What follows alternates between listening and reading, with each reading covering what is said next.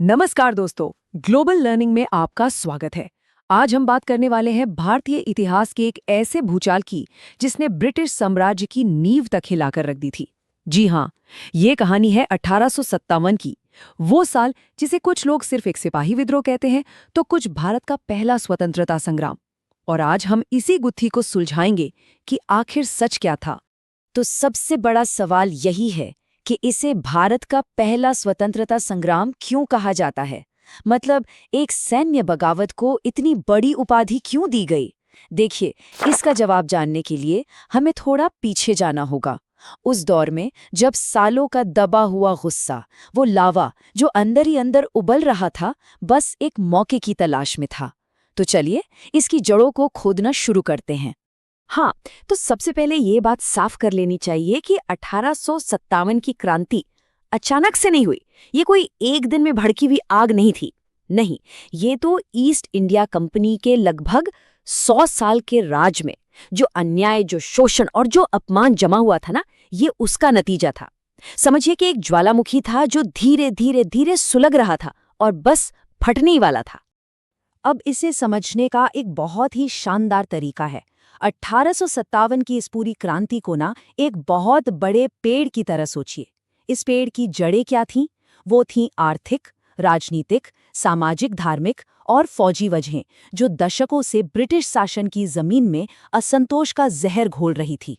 और फिर आई एक छोटी सी चिंगारी, चर्बी वाले कारतूसों की चिंगारी, जिसने इस पूरे सूखे पेड़ में आग लगा दी।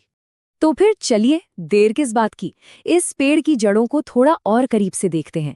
मतलब वो कौन सी गहरी वजह थीं, वो कौन सा असंतोष था जिसने समाज के हर हिस्से को, हर तबके को इस महाविद्रोह के लिए तैयार कर दिया था। सबसे पहले बात करते हैं आर्थिक और राजनीतिक वजहों की। देखिए, अंग्रेजों की जो नीतियां थी ना, उन्होंने भारत की अर्थव्यवस्था की कमर ही तोड़कर रख दी। उनके बनाए हुए अजीबोगरीब नियमों से हमारा कपड़ा उद्योग, हमारे छोटे मोटे हस्तशिल्प सब तबाह हो गए। नतीजा, लाखों कारीगर जो अपने हुनर के मालिक थे वो सड़क पर आ गए। किसानों का तो और भी बुरा हाल था। लगान का बोझ इतना कि जीना मुश्किल हो गया था। और दूसरी तरफ राजनीतिक मोर्चे पर लॉर्ड डलहौजी की डॉक्ट्रिन ऑफ लैप्स यानी हड़प नीति चल रही थी। इसने तो राजा महाराजाओं में दहशत फैला दी थी। सतारा, झांसी, नागपुर एक के बाद एक राज्यों को जबरदस्ती ब्रिटिश साम्राज्य में मिला लिया गया। जाहिर है, शासक वर्ग में गुस्सा उबल रहा था। लेकिन बात सिर्फ पैसे और सत्ता की नहीं थी। नहीं, ये गुस्सा उससे कहीं ज्यादा गहरा था। ये हमला था लोगों के मान सम्मान पर, उनके धर्म पर। अंग्रेज वो तो खुलेआम नस्लीय भेदभाव करते थे, भारतीयों को खुद से बहुत कम समझते थे। ऊपर से ईसाई मिशनरियों का प्रचार और सती प्रथा जैसी चीजों पर रोक लगाने जैसे जो सुधार थे, उन्हें भारतीय समाज ने अपनी संस्कृति और धर्म पर सीधा हमला माना। और सोने पे सुहागा था प्रशासन में फैला हुआ भ्रष्टाचार और भारतीयों को किसी भी बड़े पद से दूर रखने की नीति। इसने तो बस आग में घी डालने का काम किया। और अब आते हैं उस हिस्से पर जो इस पूरे विद्रोह की रीढ़ की हड्डी बना, यानी कि सेना।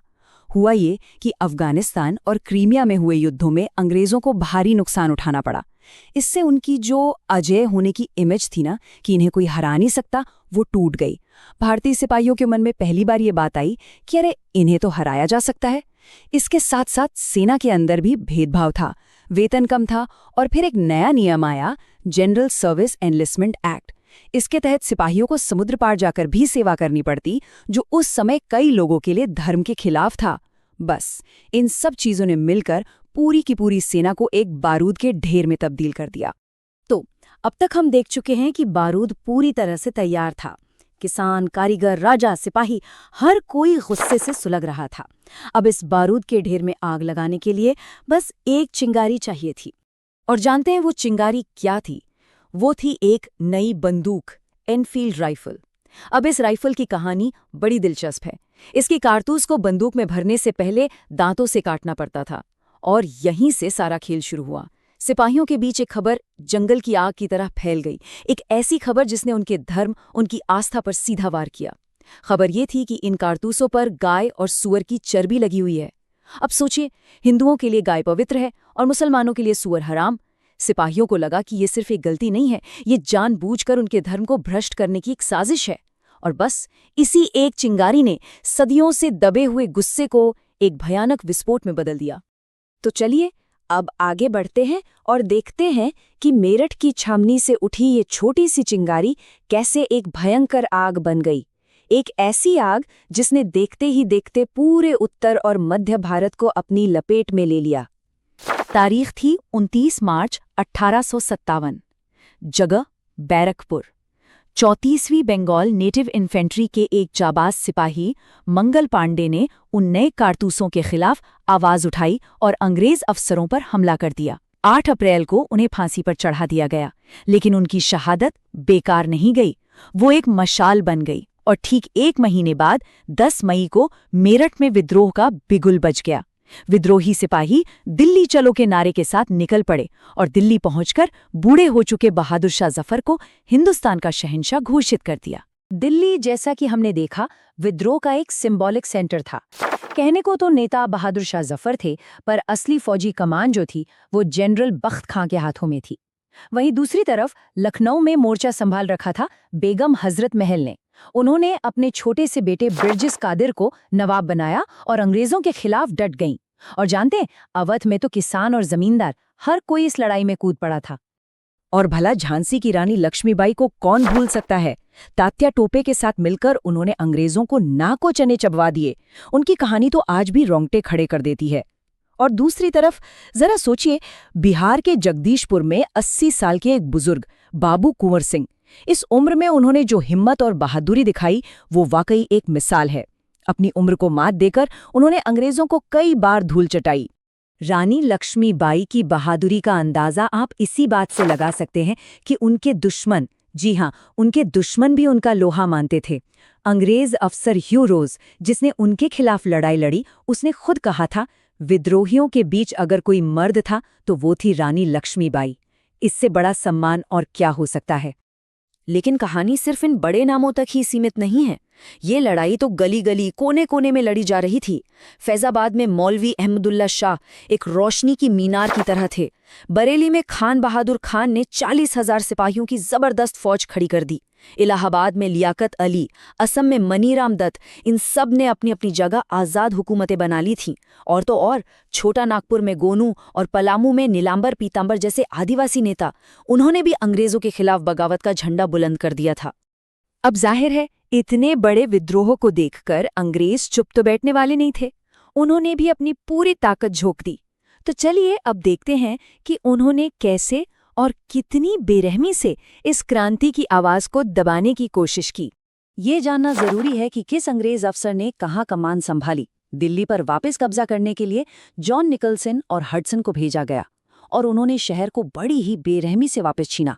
कानपुर और लखनऊ में कॉलिन कैम्पबेल ने मोर्चा संभाला। झांसी में, जैसा हमने देखा, जनरल ह्यू रोज था। और हाँ, इलाहाबाद में कर्नल नील, ये नाम अपनी क्रूरता के लिए बहुत बदनाम था। उसने विद्रोह को बुरी तरह कुचला। इतनी बहादुरी, इतने बलिदान, इसके बावजूद ये विद्रोह अपने फौरी मकसद में, यानी अंग्रेजों को भगाने में, कामयाब नहीं हो सका। तो अब सवाल ये उठता है कि आखिर ऐसा हुआ क्यों, और इस नाकामी के बाद भी इसके नतीजे इतने दूर तक जाने वाले क्यों थे कि उन्होंने भारत का नक्शा ही बदल दिया। इसकी नाकामी के पीछे कई बड़ी वजहें थीं। एक तो ये कि विद्रोह पूरे भारत में नहीं फैल पाया, खासकर दक्षिण और पश्चिम भारत तक इसकी आंच नहीं पहुंची। फिर जो पढ़ा लिखा तबका था, जो बड़े व्यापारी थे, उन्होंने भी इससे दूरी बनाए रखी। हमारे सिपाहियों के पास अंग्रेजों जैसे मॉडर्न हथियार और टेलीग्राफ जैसी टेक्नोलॉजी भी नहीं थी। और शायद सबसे बड़ी बात, सबके अपने अपने मुद्दे थे। लेकिन अंग्रेजों के जाने के बाद देश कैसा होगा, इसका कोई एक साफ और एक जैसा प्लान किसी के पास नहीं था। और एक बहुत बड़ी वजह, और शायद दुखद भी, वो थी कई देसी राजाओं का अंग्रेजों का साथ देना। पटियाला हो, ग्वालियर के सिंधिया हो या हैदराबाद के निजाम, इन सब ने विद्रोह को कुचलने में अंग्रेजों की पूरी मदद की। उस वक्त के गवर्नर जनरल लॉर्ड कैनिंग ने तो साफ साफ कहा था कि ये राजा तो हमारे लिए तूफान रोकने वाली दीवार की तरह थे, वरना ये लहर हमें एक झटके में बहा ले जाती। अंग्रेजों की फूट डालो और राज करो की नीति यहाँ भी कामयाब रही। विद्रोह भले ही दबा दिया गया, लेकिन इसका एक नतीजा बहुत बड़ा और सीधा था, पावर शिफ्ट। 1858 में ईस्ट इंडिया कंपनी का राज खत्म कर दिया गया और भारत सीधा ब्रिटिश क्राउन के, यानी महारानी विक्टोरिया के शासन में आ गया। ये भारतीय इतिहास का एक बहुत बहुत बड़ा टर्निंग पॉइंट था। अब अंग्रेजों को ये डर सताने लगा कि ऐसा दोबारा ना हो जाए, तो उन्होंने बहुत सारे बदलाव किए। सबसे पहले सेना में भारतीय सिपाहियों के मुकाबले अंग्रेज सिपाहियों की संख्या बढ़ा दी गई। गवर्नर जनरल का पद बदलकर वायसरॉय कर दिया गया। लोगों को शांत करने के लिए उनके धर्म और रीति रिवाजों में दखल न देने का वादा भी किया। और हाँ, फूट डालो और राज करो की अपनी पुरानी पॉलिसी को तो और भी ज्यादा मजबूती से लागू करना शुरू कर दिया। तो आखिर में सवाल ये है कि हम 1857 को याद कैसे करें? इसकी विरासत क्या है और इतिहासकार इसे लेकर आज भी बहस क्यों करते हैं? चलिए इस पर भी एक नज़र डालते हैं। इस विद्रोह को देखने के दो बिल्कुल अलग-अलग नज़रिए हैं। एक तरफ है सर जॉन सीले जैसे ब्रिटिश इतिहासकार, जो इसे बस एक स्वार्थी सिपाही विद्रोह कहते हैं, जिसमें देशभक्ति जैसी कोई बात नहीं थी। तो दूसरी तरफ है वीडी सावरकर जैसे राष्ट्रवादी, जो इसे भारत का पहला स्वतंत्रता संग्राम मानते हैं। और एसएन सेन जैसे कुछ लोग बीच का रास्ता अपनाते हैं। उनका मानना था कि जो लड़ाई धर्म के नाम पर शुरू हुई थी, वो आज़ादी की लड़ाई बनकर खत्म हुई। इन अलग-अलग विचारों को समझने के लिए कई बहुत ज़रूरी किताबें भी लिखी गई हैं, जैसे वीडी सावरकर की the Indian war of independence 1857, SN Sen की 1857 और आरसी मजूमदार की the sepoy mutiny and the revolt of 1857। इन्हीं किताबों ने हमारी आज की समझ को एक शक्ल दी है। चलिए इस बातचीत को इतिहासकार आरसी मजूमदार के एक बहुत ही मशहूर और सोचने पर मजबूर कर देने वाले कोट के साथ खत्म करते हैं। उन्होंने कहा था, तथाकथित प्रथम राष्ट्रीय स्वतंत्रता संग्राम न तो पहला था, न ही राष्ट्रीय था और न ही स्वतंत्रता संग्राम था। ये अपने पहले मकसद में कामयाब नहीं हुई। अंग्रेज भारत छोड़कर नहीं गए, बल्कि उनकी पकड़ तो और मजबूत हो गई। लेकिन इसी हार ने आने वाली जीत की नींव रखी। 1857 के वो हीरो, उनकी कहानियां, उनका बलिदान, वो आने वाली पीढ़ियों के लिए प्रेरणा बन गए। इसी क्रांति ने पहली बार पूरे देश के मन में ये एहसास जगाया कि हमारा दुश्मन एक है। तो अंत में सवाल यही है कि इतिहास की बड़ी लड़ाइयां कौन सी होती हैं? वो जो जीती जाती हैं या वो जो आने वाली पीढ़ियों को जीतना सिखा जाती हैं? यदि वीडियो अच्छी लगी हो तो चैनल को सब्सक्राइब करें। धन्यवाद।